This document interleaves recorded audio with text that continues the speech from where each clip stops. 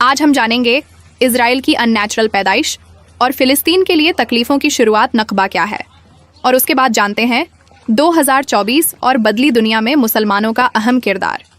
तो बने रहे हमारे साथ आखिर तक। ככה נראה מעבר רפיח היום. הצד העזתי שלו כמובן, הרוס לגמרי, זה בעצם הטרמינל.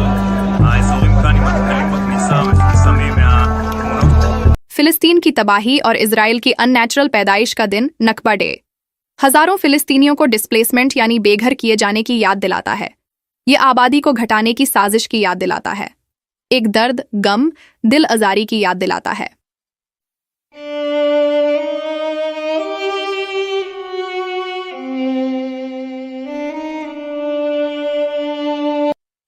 नवंबर 1947 को संयुक्त राष्ट्र ने फिलिस्तीन के टुकड़े करने का प्लान बनाया। फिलिस्तीन को 2 हिस्सों में बांटने का प्लान बनाया, जैसे फिलिस्तीन इनके बाप की जागीर हो। लेकिन संयुक्त राष्ट्र के इस प्लान को फिलिस्तीनियों और अरब मुल्कों ने रिजेक्ट कर दिया था, जिसके बाद फिलिस्तीन में सिविल वॉर शुरू हो गया। यह भी एक प्लानिंग के तहत ही शुरू किया गया था।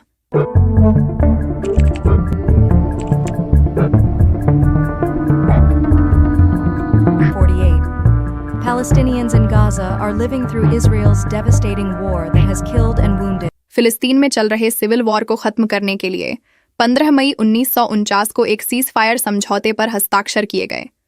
इस समझौते ने इजराइल, वेस्टर्न कोस्ट और गजा के बीच इनविजिबल बॉर्डर्स सेट किए गए। इस दौरान 531 गांव उजाड़ दिए गए। 7,50,000 से ज्यादा फिलिस्तीनियों को जबरन उनके घरों से निकाला और उन्हें बेघर कर दिया गया।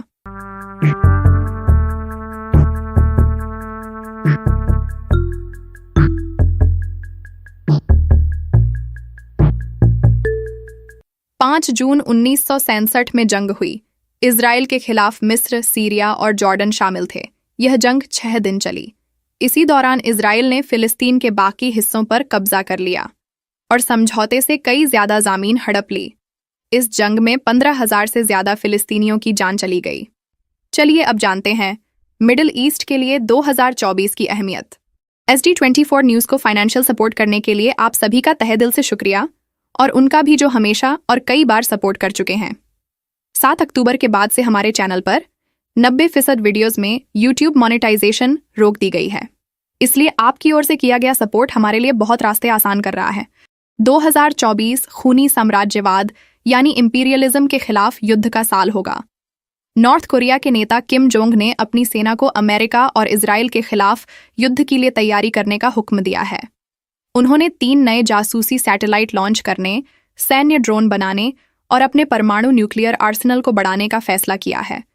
इसके साथ ही साल 2024 एक न्यू वर्ल्ड ऑर्डर बनाने वाला साल होने के वादों के साथ शुरू हुआ। 100 साल पहले शुरू हुई मगरिबी मुल्कों के सुप्रीमेसी के द एंड की शुरुआत भी इसी साल से शुरू होगी।